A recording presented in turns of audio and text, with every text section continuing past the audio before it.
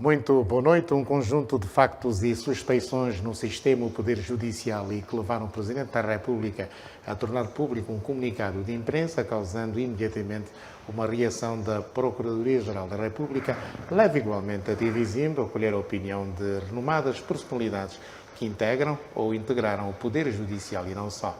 É o caso do convidado desta noite. É uma destacada e reputada figura da Academia e do Ensino do Direito. Tem o diploma de doutor em Direito pela prestigiada Universidade de Coimbra e é professor catedrático da Universidade Agostinho Neto. Já foi bastonário da Ordem dos Advogados e juiz conselheiro do Tribunal Constitucional. Mais ainda, coordenou em 2012 a Comissão para a Reforma da Justiça e do Direito, tendo conduzido a elaboração das leis sobre a organização jurisdicional e as leis sobre o Tribunal Supremo, Tribunais da Relação, Tribunal de Contas, entre outros. De resto, é um servente público que esteve praticamente em todas as reformas da Justiça até 2022. Professor Raul Araújo, muito boa noite, obrigado por aceitar o nosso convite.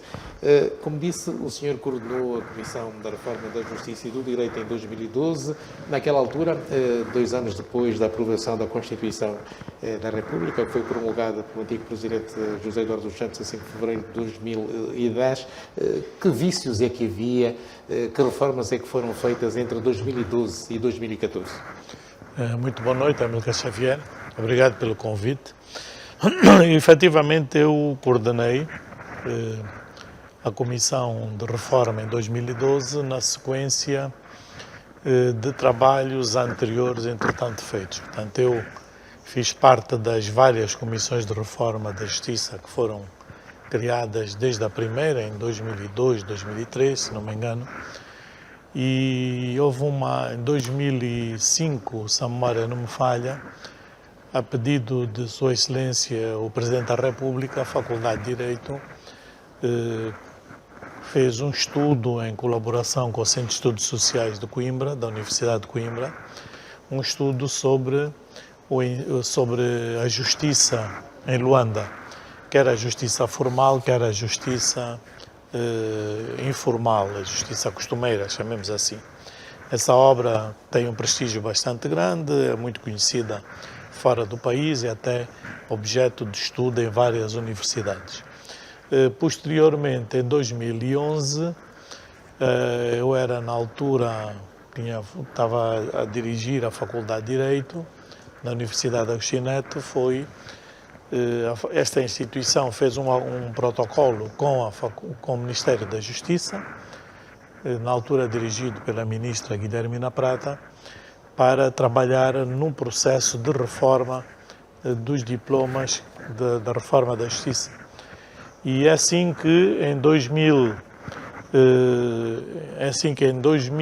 e início de 2012, nós apresentamos à senhora ministra todo o projeto dos vários diplomas, os vários projetos, que foram enviados ao Sr. Presidente da República, e ele diz que este era um assunto que iria ser retomado após as eleições de 2012. Feitas as eleições, 2012, portanto, depois das eleições, portanto, fui indicado para coordenar a comissão para dar sequência aos trabalhos que já tinham começado a ser feitos pela Faculdade de Direito da Agostinho Neto, que eu tinha coordenado também esses trabalhos, e os anteriores. Portanto, digamos que a Comissão de 2012 é uma sequência dos trabalhos. E fomos assim andando nas várias comissões, mas devo realçar, para ganhar tempo, que a última Comissão de Reforma da Justiça, criada já no consulado do Presidente João Lourenço, dirigida pelo Sr. Ministro Queiroz, foi aquela que de facto conseguiu um impulso maior na aprovação dos vários diplomas. Portanto, nós conseguimos juntar uma série de diplomas, muitos deles já estavam em estado avançado dos trabalhos anteriores, e assim conseguiu-se, a nível da reforma legislativa, avançar-se bastante mesmo. Depois podemos falar sobre isso, e na altura nós tínhamos apontamos a Comissão de Reforma da Justiça apontou o seguinte cenário: portanto, para fazer uma verdadeira reforma da Justiça, nós tínhamos que trabalhar em 4 vertentes. Uma primeira reforma legislativa, que o trabalho estava a ser feito. Uma segunda, que é a necessidade de se arranjar instalações e condições de trabalho condignas para os tribunais, que nós entendemos que todos esses aspectos têm que estar intimamente interligados. A terceira, a formação permanente dos magistrados judiciais, magistrados do Ministério Público, oficiais de justiça. E a terceira, o apetrechamento dos tribunais. A quarta, sim. O apetrechamento dos tribunais dos meios tecnológicos para o seu trabalho. Portanto, mas decorridos esses anos todos, professor, os problemas continuam. Exatamente. Aliás, hoje os administradores da justiça que se manifestaram silenciosamente a manifestar. Infelizmente, nós temos conseguido avançar apenas, de alguma forma, na reforma legislativa. Os outros itens, infelizmente, não. Em 2018 ou 2019, começaram-se a implementar os tribunais de comarca, a criação dos tribunais de comarca e, posteriormente, os tribunais da relação, mas os tribunais de comarca foram basicamente a transformação dos tribunais que existiam, com as condições que tinham, em tribunais de comarca. Portanto, não houve, salvo raras exceções, uma melhoria significativa nas condições de trabalho dos magistrados, quer judiciais, quer do Ministério Público e dos oficiais de justiça. Sim. Mas, professor, coordenou a Subcomissão para a Reforma Judiciária. Eu pergunto, qual é o estado-geral da Justiça neste momento, tendo em conta o trabalho que coordenou? Eu penso que é uma reforma que está muito incompleta. Portanto, infelizmente, nós, ao longo já vamos em 20 anos de processo de reforma. Mas quem é que se mantém incompleta, Sr. Professor? Eu acho que, e tenho dito isso, e às vezes com algumas incompreensões, o que são normais, é uma questão de vontade política. Portanto, eu entendo que, por exemplo... Quando diz vontade política, quer dizer o quê? Quero dizer que o Poder Executivo tem que assumir que os tribunais são uma necessidade premente para o sistema democrático do país, para o sistema de funcionamento do país. Hoje, por exemplo, abriu o ano judicial, mas não tivemos, digamos, não houve a cerimónia feita pelo Presidente da República, porque foi adiada. Sim. Mas o que é que se lhe oferece dizer em relação a isso? Eu acho que, vamos lá ver, eu conheço bem o trabalho que tem sido feito. O Conselho Superior da Magistratura Judicial tem um órgão que eu coordenei durante o tempo que esteve como presidente, o conselheiro presidente Rui Ferreira, e que continua a desenvolver a sua atividade. Tem feito um esforço muito grande no sentido de criar as condições melhores para os novos tribunais funcionarem. Mas não é fácil, quer dizer, se não há dinheiro, não há... Depois não é... São instalações, por exemplo, a Lei Orgânica dos Tribunais de Jurisdição Comum prevê, já com a nova reforma da lei, prevê a existência de 61 ou 62 tribunais de comarca. Estão criados e funcionam metade desses tribunais. A outra metade não funciona porque não existem instalações para esses tribunais. Portanto, não existe. Por exemplo, é possível ficarmos em Luanda. Luanda tem os municípios mais populosos do país. É o caso de Viana e de Cacoaco. E não tem um tribunal de comarca, porque não tem instalações para esses tribunais funcionarem. Portanto, como é possível que a província de Luanda, que tem os municípios com maior densidade populacional do país, não tenham tribunais a funcionar de comarca porque não têm instalações? Será que não é possível arranjar instalações para esses 2 tribunais? E Kazenga, que também a nova lei já prevê que o município de Kazenga tenha um tribunal de comarca, e prevê-se também que agora o município de Catete tenha um tribunal de comarca. É assim tão difícil criarem-se instalações condignas para funcionar nos tribunais de comarca? Nós temos em Luanda o Tribunal... Sr. Professor, vamos só fazer um curtíssimo intervalo com o valor comercial e já voltamos, porque os nossos anunciantes pagaram para que esta hora pudessem ser anunciados. Então, é um curtíssimo intervalo, não sai daí. Já voltamos. Estamos à conversa com o professor Dr. Raul Araújo e estamos a falar do estado da justiça no nosso país. Sublinho que o ano judicial 2023 abriu hoje.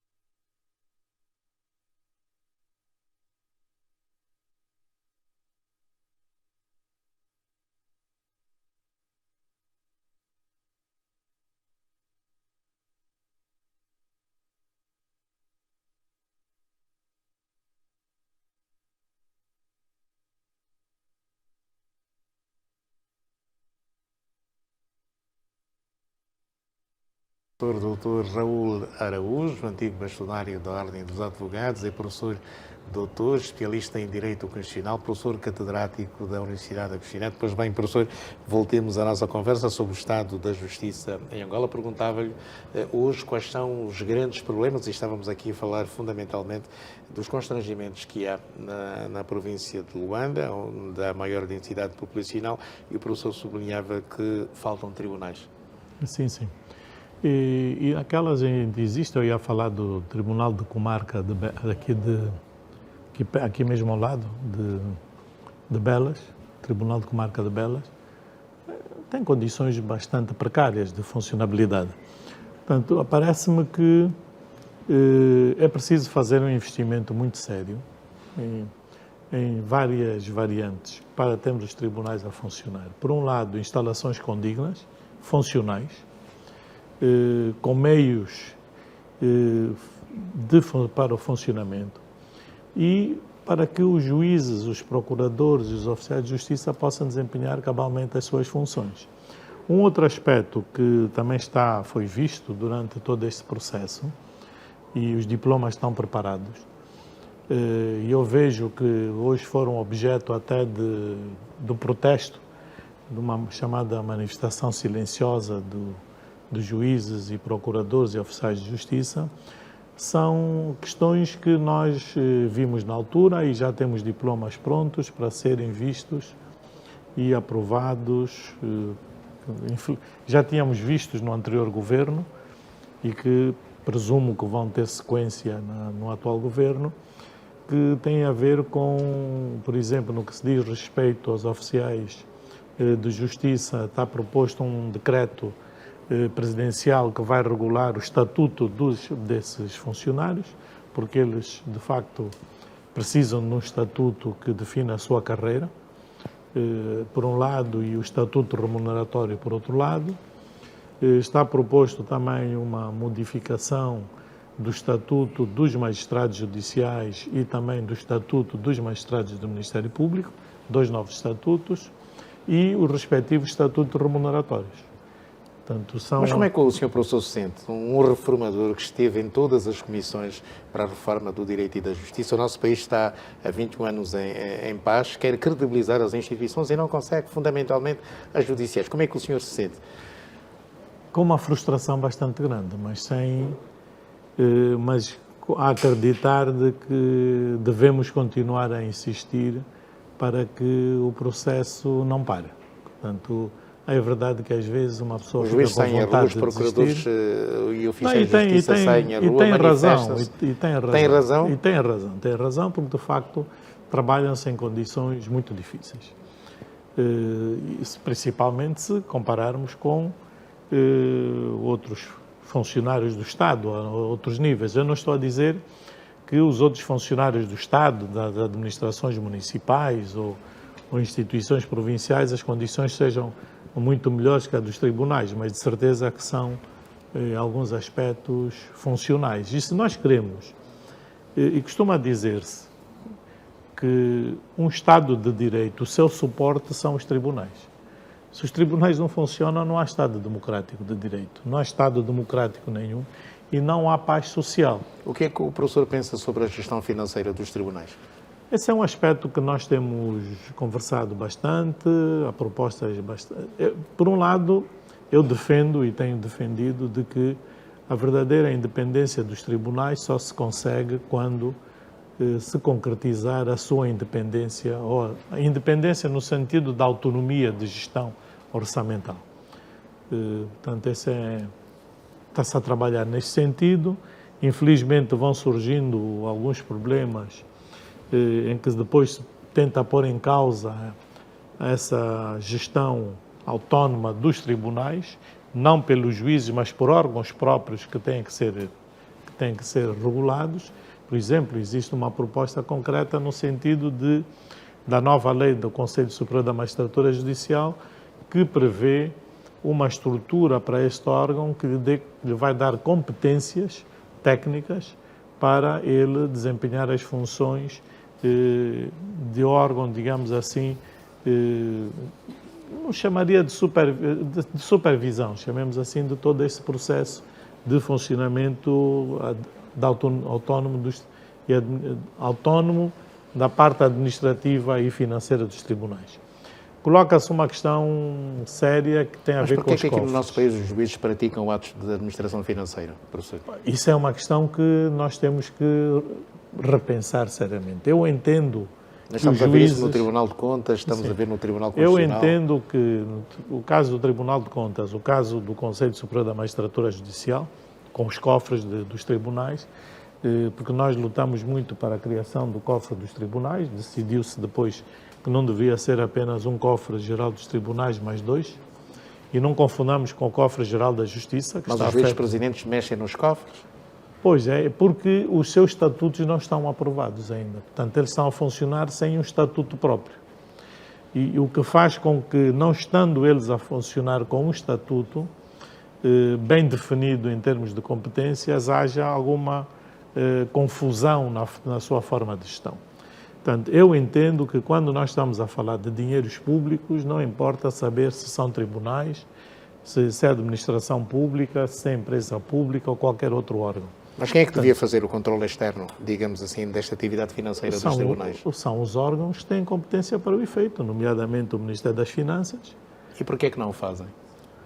Exatamente porque, por um lado, não está definido o estatuto desses órgãos. Portanto, nem o Tribunal de Contas tem um cofre. E esta responsabilidade é do Poder Executivo? O Poder Executivo, que tem que aprovar, ou o Poder Executivo ou, em última instância, a Assembleia Nacional. Mas tem que haver uma lei, um diploma que crie o cofre do Tribunal Privativo do Tribunal de Contas e uma lei que crie o cofre dos tribunais. Mas pela qualidade da sua serventia, Sr. Professor, e estando na reforma, digamos, do Poder Judicial e não só, não tem acesso ao Presidente da República para expor diretamente essas questões? Não, vamos lá ver. As comissões de reforma da Justiça têm um coordenador, que é o Ministro da Justiça. Portanto, quem faz a ligação com o titular do Poder Executivo é o Ministro da Justiça. Nós manifestamos as nossas preocupações e depois fizemos os relatórios e depois o Ministro é que sabe de que forma vai fazer chegar essas preocupações. Será que o titular não leva convenientemente essas questões que são não sei. elaboradas pela Comissão? Eu presumo que o faça, mas não sei. Ainda por cima, o titular anterior já não está na função, até nem sequer é eticamente correto estar aqui a fazer presunções de que fez ou não fez, não é? Mas não acha que deveria haver apenas um cofre, digamos, de justiça? Eu penso que sim, eu penso que deveria haver um cofre. São situações diferentes, o cofre, na altura, o Tribunal de Contas apresentou os seus argumentos, os tribunais de jurisdição comum apresentaram os seus argumentos e acabamos, esse foi um assunto que até foi discutido, não de forma muito aprofundada, a nível da Assembleia Nacional, na Comissão de Especialidade, quando se estavam a discutir os diplomas ligados à aprovação dos diplomas ligados aos tribunais de jurisdição comum.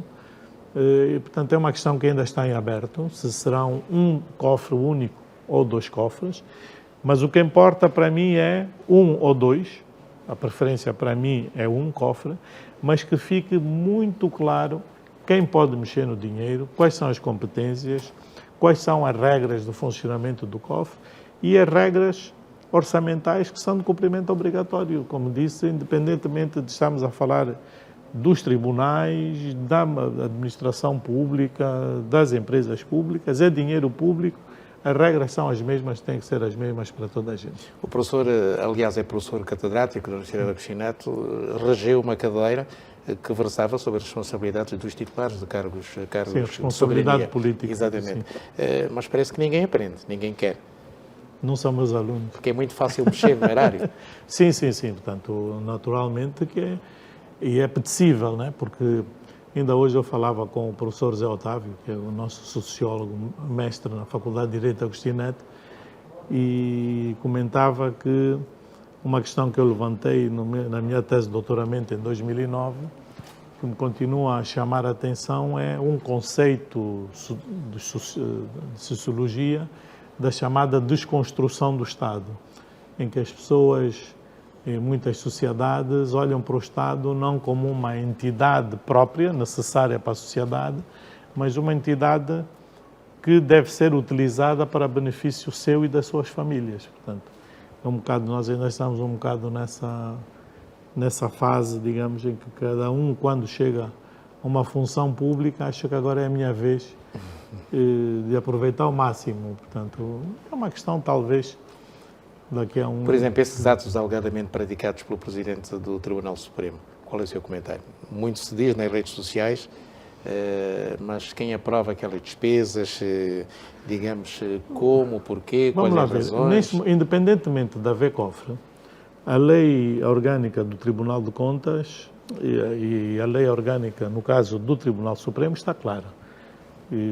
Portanto, hoje todos os tribunais têm as suas leis orgânicas e definem as regras. E todos eles têm uma regra que é a seguinte: portanto, todas as contas, apesar de há um secretário-geral que tem funções, prestam contas ao Presidente e o Presidente tem que prestar contas desses dinheiros ao plenário. Portanto, o plenário dos tribunais é o órgão que aprova as contas, que aprova todo um conjunto de atos ligados à gestão financeira dos tribunais. Infelizmente, muitas das vezes essa prática não se verifica. E entende-se que quem está à frente da função, não vou dizer que é o caso, não quero, porque eu não conheço. E seria errado estar a tirar ilações. Mas muitas das vezes acha-se que quem é o Presidente pode praticar todos os atos. Ou seja, há um transpor, às vezes, no caso dos tribunais, a ideia de que é um Presidente da República naquele tribunal. Ou seja, eu sou o titular do Poder Executivo, o nosso Poder Executivo, o nosso TPE, como é dito, tem muitas funções, portanto, eu, na minha função, tenho os poderes que tem o Presidente. Estou acima de todos. Os tribunais têm um funcionamento diferente. Nosso entendimento, completamente seguindo distinto. Regras universalmente aceitas, deveria ser aprovada pelo plenário e não Sim. pelo titular do tribunal. O Presidente dos tribunais tem função meramente administrativa. Exatamente. E a sua função e de coordenação do tribunal. Portanto, ele tem função jurisdicional quando está a dirigir as sessões do plenário, né? Portanto, quem toma as decisões a esse nível é o plenário. É o plenário que aprova o orçamento? É o plenário que aprova o orçamento e deveria ser assim. E as outras despesas do tribunal, neste caso, também aprovadas pelo plenário? Sim. Isso é o que está na lei. Mas ninguém cumpre. Em relação ao concurso de ingresso para o Tribunal Supremo, qual é o seu comentário, Sr. Professor? Fala-se que é necessário aumentar o número de juízes. Concorda também? Não, eu sobre essa questão até fiz um documento público, né, que pus a circular nas redes sociais, muito a contragosto, que não é o meu género de Não fez chegar ao titular do Poder Executivo? Não, fiz chegar, não sei se lá chegou, mas eu publiquei mesmo nas redes sociais diretamente, acho que agora é a via de comunicação, né? Porque se fizesse chegar pelas vias oficiais, talvez não tivesse sido de conhecimento. Chegaria? Não sei, tenho dúvidas se chegaria ou não. Eu acho que esse concurso violou completamente a lei. Portanto, comecemos por aí. Portanto, a nossa lei, a Lei Orgânica do Tribunal de Contas a Lei Orgânica do Tribunal Supremo tem uma norma que define os critérios, as formas de captação do recrutamento, melhor dizendo, dos juízes para o Tribunal Supremo. Portanto, e é muito clara. Como se decidiu contra a vontade daquilo que se sugeriu, mas foi assim que se... Porque uma coisa é os técnicos proporem uma coisa, outra coisa é a decisão tomada. E a decisão que foi tomada pela Assembleia Nacional, portanto está assim consagrado na lei, foi o aumento dos juízes do Tribunal Supremo para um máximo de 31 ou 32 juízes, não me lembro agora muito bem. Tenho aqui a lei, mas agora não me lembro. Mas há pouco o professor falava dos tribunais de relação, mas por que aumentar o número de juízes quando nós temos o Tribunal de Relação? Essa é uma das questões que eu sempre coloquei. Portanto, eu sempre defendi. Colocou a quem, professor? Coloquei a nível da... Não, coloquei a nível da Comissão de Reforma. Coloquei e defendi essa posição. Esta sua Comissão de Reforma que o professor coordenou? Esta última, exato, já no tempo do atual presidente. Falei várias vezes com o Sr. Ministro da Justiça e quando foi o processo à Assembleia Nacional para aprovação da lei, defendi exatamente o mesmo ponto de vista.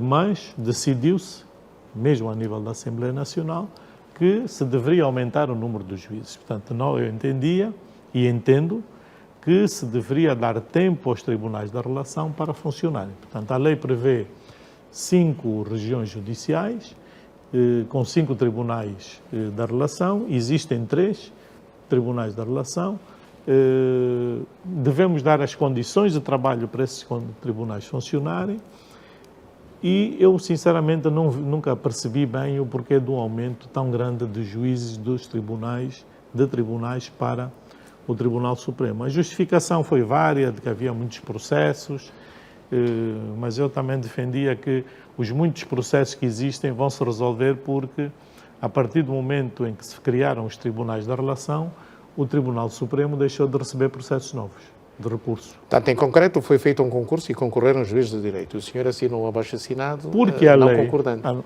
Porque a lei diz expressamente que para este concurso extraordinário, que iria ser feito para preenchimento dessas vagas, há um artigo da norma, da Lei Orgânica do Tribunal Supremo que diz expressamente quem pode concorrer e diz que tem que ser juízes e desembargadores. Portanto, se me permite... Então, Sr. Professor, este concurso está aivado de vícios. Muitos. Muitos vícios? Muitos vícios, infelizmente. Portanto, diz aqui Deixa-me ver rapidamente... O artigo 50... Isso obrigava o Presidente da República a não nomear nem a conferir posse, neste caso. Dizer, o grande problema é esse, é que eu estou a falar da Lei 2/22, de 17 de março, que é a Lei Orgânica do Tribunal Supremo, que tem nas disposições transitórias, finais e transitórias, o artigo 55, que diz o seguinte: requisitos para o concurso de ingresso no Tribunal Supremo. E começa, número 1. Em caso de abertura do concurso para o preenchimento de vagas no Tribunal Supremo, no decurso dos primeiros 5 anos, a contar da data de posse dos primeiros juízes desembargadores dos Tribunais da Relação de Luanda, Benguela e da Huila, excepcionalmente, podem concorrer para juízes conselheiros, os juízes desembargadores, o Procurador-Geral da República, o Vice-Procurador-Geral da República, os Procuradores-Gerais Adjuntos da República, os magistrados do Ministério Público que exerçam funções nos tribunais da relação ou para o qual tenham sido nomeados, os advogados e professores catedráticos e associados da Faculdade de Direito. Expressamente na lei. Para espanto meu, o Conselho Superior da Magistratura diz que esta é uma lei inconstitucional, portanto, deviam alterar-se as regras e altera, a seu belo prazer, as regras e regressa às regras antigas, juízes que tenham mais de 15 anos de funcionamento. Ora, volto a perguntar ao Sr. Professor. Este concurso está aivado de vícios. Sim, do ponto de vista constitucional, digamos, estamos perante uma violação do princípio da legalidade. Primeira questão.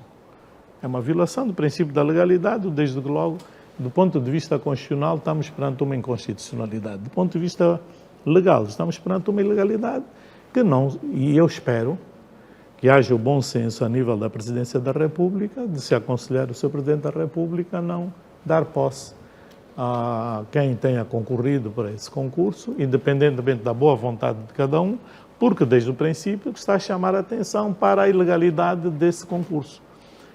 E o porquê que a lei adotou esse critério? Porque os tribunais têm uma hierarquia. Portanto, nós temos tribunais de comarca, tribunais de relação, Tribunal Supremo. E a hierarquia é juiz de direito, juiz desembargador, juiz conselheiro. Portanto, eu não posso aceitar que numa altura em que já temos juízes desembargadores, haja juízes de direito a irem diretamente para juízes conselheiros. Ou seja, vamos supor, infelizmente a Força Armada não tem essa figura das eleições, mas vamos supor que é permitir que um sargento possa ir diretamente para ser general sem seguir a sua carreira.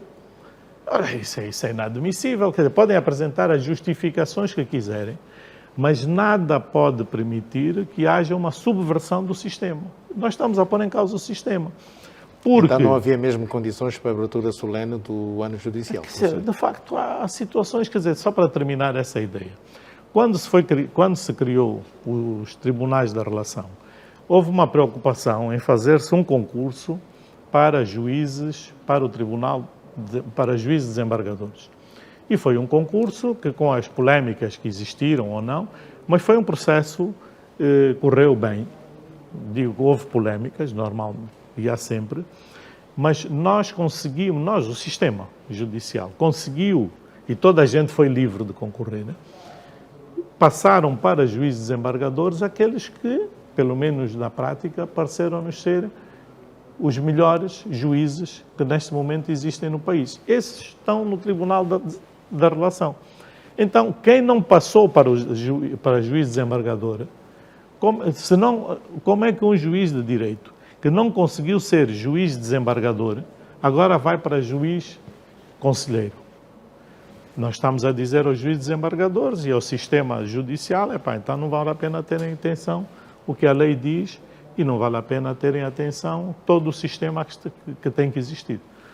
Portanto, infelizmente, é a situação que nós temos, que eu espero que seja ratificada o mais urgente possível, quanto mais não seja com essa entrevista que se chame novamente a atenção para a ilegalidade séria desse processo.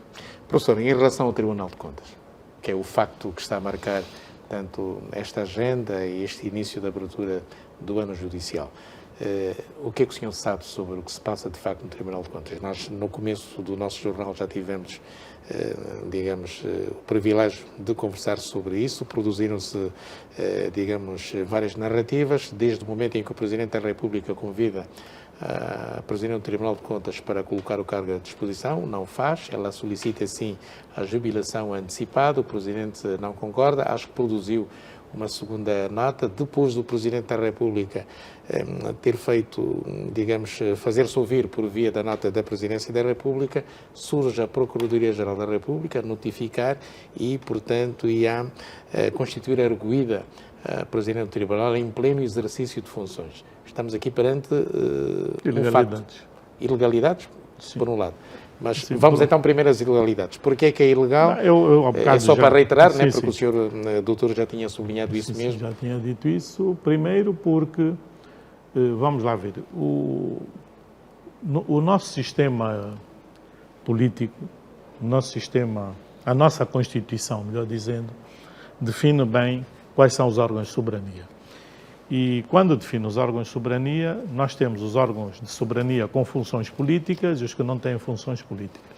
Os órgãos de soberania com funções políticas é o Presidente da República e a Assembleia Nacional, sem funções políticas, os tribunais. Portanto, têm como função principal a administração da justiça. Portanto, que têm um funcionamento, de igualdade horizontal, todos os três entre si, portanto, Presidência, facto, Assembleia e Tribunais. Esses três poderes clássicos faz muita confusão aos administradores da República. Muito. E porquê? Porque nós ainda não conseguimos ultrapassar, em muitos casos, o sistema de governo de 75, do ponto de vista, pelo menos, psicológico. Nós viemos de um sistema de partido único, muitos de que hoje estão nessas funções vêm, tal como eu vim, portanto não me vou colocar fora do barco, Mas a construção do Estado Democrático e de Direito, este pilar já leva 31 anos. Sim. Portanto, e 1992 é antigo, já passou bastante tempo. A culpa ainda é de Agostinho Neto? Nós tínhamos um sistema de governo de 75 em que o MPLA era a força motriz da sociedade e do Estado. Era assim que estava no artigo 3º ou 2º da Constituição. Mas isso, em 1992, ficou ultrapassado. Portanto, definiu-se um Estado democrático de direito, com as suas regras próprias de um Estado democrático de direito, e a Constituição de 2010 veio reafirmar e aprofundar esses critérios. Mas, entendo eu, é que do ponto de vista psicológico continuamos a funcionar da mesma maneira. Portanto, não houve essa mudança, digamos, de consciência. É um problema de mentalidade. Eu acho que sim. E continua-se a pensar, porque era assim até 1992. Se o Amílcar Xavier se lembrar, até 1992, a aprovação da Constituição de 1992, o Presidente da República era Presidente da República, chefe de Estado, portanto, chefe do Governo, chefe da Assembleia Nacional, da Assembleia do Povo, e os tribunais prestavam contas à Assembleia do Povo, a Assembleia do Povo estava subordinada ao Presidente. Esse era o critério que nós tínhamos. Bom, era um Luís XIV, não é? Portanto, o Estado sou eu. Mas hoje, decorridos esses anos... Não é, quer dizer... Quer-se fazer a crer que o Presidente da República atual é também Luís XIV. Sim, pois, e não é. Nós não estamos num Estado absolutista. E eu fiquei extremamente triste. Como é que em 2023 se vem dizer, infelizmente, que o Presidente convidou a sair porque a Presidente não goza da sua confiança, ou não há condições para ela continuar. Portanto, os Presidentes dos tribunais não têm que ter confiança política de ninguém, de nenhum órgão. Portanto, não têm que ter confiança do Presidente da República, não têm que merecer confiança do Governo, nem do Parlamento. Eles estão ali para exercer a sua função judicial. Então, professor, por que é que chega a este estado de coisas? Quem é que esticou a corda? Não sei, portanto, eu às vezes pergunto-me o que é que vai acontecer. O Presidente da República faz ouvir por via de uma nota sublinhando que a Presidente não tem condições de continuar. Um dia depois do Presidente se pronunciar por via desta nota, a PGR diz que a Presidente do Tribunal, ou no mesmo dia, perdão, é constituída arguida. Sim, de facto há aqui uma confusão... Quando está em pleno exercício de funções. Sim. Portanto, há aqui uma confusão muito grande de Mas questões... quem fez confusão? Quem fez confusão são os órgãos que praticaram esses atos. Portanto, eu acredito, podem-me dizer, mas o Presidente, enquanto alto magistrado da nação, pode ter preocupações com tudo o que está a passar, as várias acusações que são feitas, etc. Uma outra questão que eu não podia deixar de me referir aqui é o seguinte: hoje está a ser uma prática na sociedade angolana de assassinatos políticos via redes sociais e via de alguns jornais online. Portanto, decide-se que aquela pessoa deve ser afastada, criam-se uma série de notícias que os brasileiros chamam fake news. As pessoas são massacradas com uma série de notícias, com acusações, umas falsas, outras não falsas, e cria-se, quer dizer, condena-se, acusa-se e condena-se. E já se toma a decisão de que aquela pessoa tem que sair. Portanto, isso que está a acontecer com o Presidente do Supremo e com a Presidente do Tribunal de Contas? Eu acho que começou com o Presidente Rui Ferreira. Depois continuou com o Presidente Manuel Aragão. Agora temos a Presidente do Tribunal de Contas, temos o Presidente do Tribunal Supremo. Portanto, se existem acusações mas quem é que está interessado, professor, nessa desarrumação, se quisermos, não sei, mas eu sei é que quem está a fazer isso está a fazer um péssimo serviço ao país. Eu acho que os jornalistas que estão a fazer esse tipo de trabalho, eu não quero falar de nomes, devem fazer os seus trabalhos de investigação, devem, sim senhora, fazer as denúncias, mas não podem querer ser eles, por um lado, a ser os juízes. Mas o Presidente da República, professor, assumiu um risco quando sublinha no comunicado que, na defesa dos mais altos interesses do Estado e apoio rigoroso à ponderação, convidou a Presidente do Tribunal de Contas a colocar o lugar à disposição. Como disse, eu não sei exatamente... Por alguma razão, o Presidente quais as razões, eu não sei quais são. Portanto, devem ter sido graves para o Presidente ter dito isso. Não sei quais são, Mas, enquanto pessoa externa, eu vejo o que se passa em termos legais e em termos constitucionais. Portanto, e acho que devia haver cuidado em fazer esse tipo de tratamento, pelo menos informativo. Mas a PGR, professor, abriu um processo de inquérito. Sim, mas eu achei que primeiro... dos factos alegadamente ocorridos no TC, Tribunal de Contas, mas no mesmo comunicado de imprensa, a PGR informa que, fim do referido inquérito e em função dos factos apurados, foi aberto um processo de crime por crimes de peculato, extorsão e corrupção, em cuja instrução preparatória foi constituída arguida. Enquanto jurista, chama-me a atenção porque a PGR só naquele dia é que fez sair um comunicado. Se fez o inquérito ou não, não sei. E após a comunicação da Presidência da República. E após a comunicação da República. Portanto, enquanto órgão da administração da Justiça, não tem que estar, digamos, com impulsos políticos para fazer as coisas. Isso compromete o Presidente da República, de algum modo? Compromete o Presidente, por um lado, porque já o Presidente da República já é acusado de estar a fazer muitas interferências no funcionamento dos tribunais. Aliás, sabemos que é uma das grandes críticas que se faz hoje ao nosso Presidente da República. E qual é o seu comentário sobre isso? Qual é a sua opinião? Eu acho que, pronto, não sei se tem feito essa interferência direta ou não, espero que não tenha feito, mas infelizmente esse tipo de comunicados vem dizer às pessoas de fora, estamos a ver que afinal ele está a interferir mesmo. Portanto, há outras formas de resolver os problemas. Mas o Presidente hoje, respondendo à RFI, disse que não havia crise institucional. Sim, isso não é crise institucional, mas cria um problema sério no funcionamento, na independência dos tribunais. Isso, sinceramente, acho que sim. Eu acho que nós temos que tomar decisões sérias se nós queremos resolver e não vamos, o tempo deve estar a terminar. Mas, professor, mas acha que Isalgina Gamboa desafiou o Presidente da República? Como disse, não conheço o processo por dentro. Conhecendo a pessoa como eu conheço pessoalmente, não a conheço como pessoa capaz de fazer essa afronta direta ao Presidente, mas isso é não falei com a doutora Isalgina, portanto não sei qual é a motivação, mas acho que... Mas o Presidente da República nomeia os titulares dos Tribunais Superiores depois de ouvir o Conselho Superior da Magistratura Judicial. Não é depois de ouvir. Aí é que é uma confusão. O Presidente da República nomeia os juízes dos Tribunais Superiores e, nomeadamente, os seus presidentes, numa função que não é discricionária do Presidente. Portanto, é uma função que nós, em direito constitucional, chamamos de função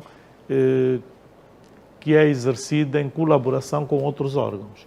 Quem escolhe os juízes para os tribunais é o Conselho Superior da Magistratura, no caso da Magistratura Comum e no caso do Tribunal de Contas, através do concurso público.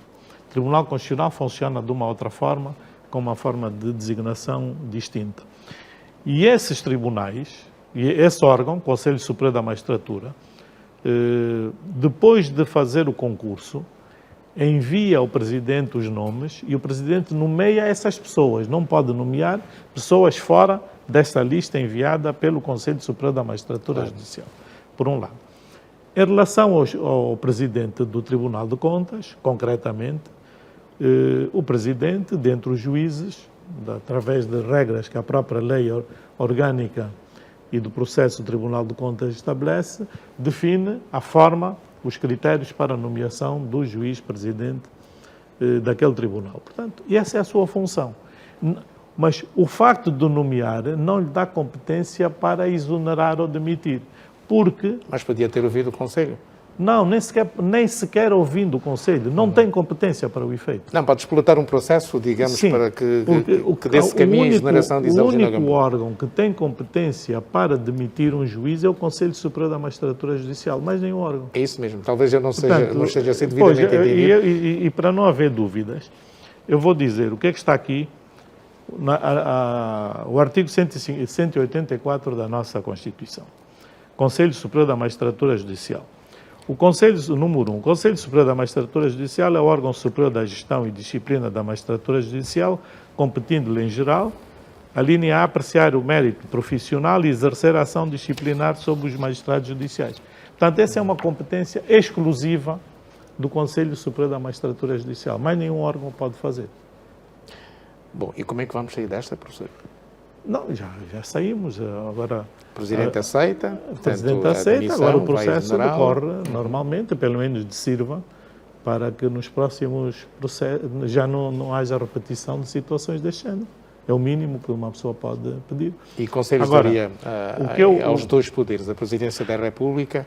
E que sejam mais ponderados nesse tipo de que haja ponderação. Tem muitos juristas lá dentro e que aconselhem, o Sr. Presidente não é jurista, mas que aconselhem a que atos é que devem ser praticados de acordo com a Constituição. Juristas capazes de, digamos... E até os têm bastante bons, profissionalmente e técnico. Agora, só para terminar esta ideia, não sei se vai fazer essa pergunta ou não, mas a questão que se coloca é como é que nós vamos resolver, então, esta crise que nós temos. É a pergunta que eu coloquei ao professor. É a pergunta que eu coloquei ao professor e me está a fugir. Não, estava a tentar explicar a questão. Agora, eu acho que nós temos num quadro, espero que não muito distante, de uma revisão constitucional, se faça uma reforma na forma de designação dos juízes. Eu já apresentei essa proposta a nível da Assembleia Nacional, quando estávamos a discutir alguns diplomas sobre os tribunais. Portanto, eu acho que nós temos que criar materialmente todas as formas de afirmar a independência do Poder Judicial, dos órgãos do poder político. E como é que uma das formas é acabar com, se é a minha perspectiva, com, primeiro, mandatos longos dos juízes presidentes. Portanto, cada juiz presidente de um tribunal superior tem um mandato de 7 anos, não renovável. E eu acho que os juízes nos tribunais superiores não deviam ter um mandato tão longo. Se devia fazer mandatos curtos, de 2 anos, rotativos entre os juízes. Aliás, é uma solução que nós já temos. Esses mandatos são a francesa, do final do século XX. Nós hoje já temos na lei dos tribunais de comarca e do Tribunal da Relação, os juízes presidentes dos tribunais da relação, começamos por aí, têm um mandato de 3 anos, não renovável e rotativo, de acordo com a antiguidade. Portanto, acabamos, por um lado, com a ideia de que eu sou presidente e mando mais que os outros, não é? E ele acabou o mandato, continua como juiz, normalmente, não deixa de ser juiz. Portanto, as regras que estabelecem o Estatuto da Magistratura Judicial continuam. Portanto, é um mandato, é uma função, terminou a função, 3 anos, continua a sua atividade como juiz. Não lhe dá um estatuto diferente e também evita a grande crítica que se faz da interferência, digamos assim, do poder político, e nomeadamente do Sr. Presidente da República, na nomeação dos juízes presidentes. Portanto, eu acho que essa é uma questão que deve merecer uma análise ponderada, e eu digo que tem que ser revisão constitucional, porque a Constituição é que estabelece o mandato dos juízes presidentes e a forma de designação que diz que dá essa competência ao Presidente do Tribunal Constitucional. Aliás, de qualquer modo, eu quero corrigir aqui e queria que o professor me ajudasse para uma compreensão da nossa opinião pública. A renúncia de Isalgina Gamboa foi feita, portanto, antes da PGR ter emitido o comunicado. A renúncia dela foi feita no período da manhã e, portanto, só depois é que a PGR produziu o comunicado. Feita ontem.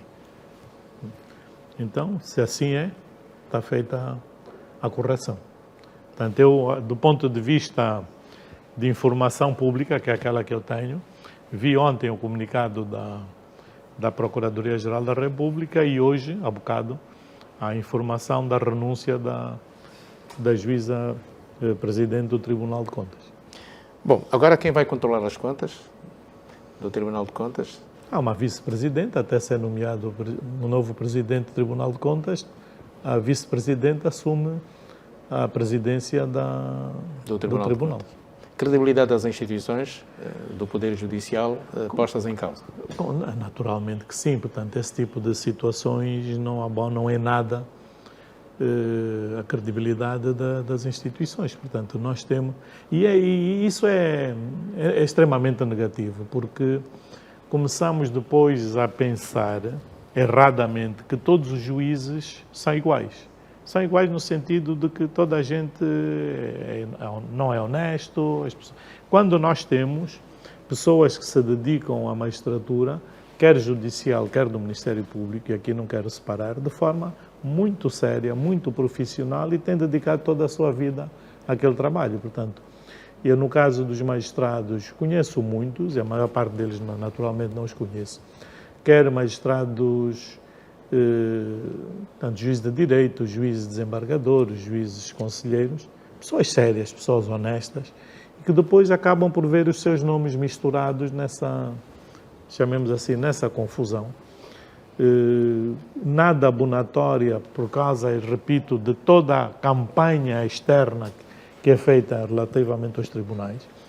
Eu lembro-me de que há bastante tempo, ano passado, eu disse que me preocupava bastante a politização que estavam a querer fazer do Poder Judicial, e eu acho que, de facto, um dos grandes problemas que nós hoje temos é a grande pressão política sobre os tribunais, sobre o Tribunal Constitucional, sobre os tribunais de jurisdição comum e agora sobre o Tribunal de Contas. Não nos esqueçamos que o Tribunal de Contas é um órgão fundamental para o funcionamento do Estado em Angola. Portanto, é este órgão que faz a fiscalização das contas do Estado e, portanto, não se pode pôr e faz parte de instituições internacionais e que estão a ver com bastante apreensão o que está a passar no Tribunal de Contas em Angola, naturalmente. E não se pode pôr em causa a credibilidade de um órgão desta natureza, porque, por exemplo, as grandes contas... Os grandes põe em causa a estratégia do próprio Estado, do próprio Executivo? Sim. Os grandes contratos do país, os grandes contratos do país só podem ser feitos, contratos públicos, só podem ser feitos mediante o acordo, digamos assim, o visto bom do Tribunal de Contas. Se põe em causa todo esse aspecto do Tribunal de Contas, eu fico preocupado até com a independência dos juízes, como é que os juízes hoje do Tribunal de Contas devem estar a sentir.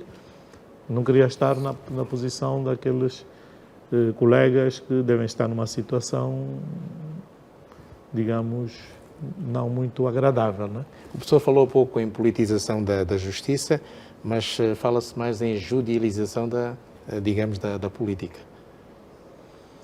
Pois, quer dizer, como eu quando falo na politização da justiça, e a politização da justiça é exatamente o querer utilizar os tribunais com objetivos políticos.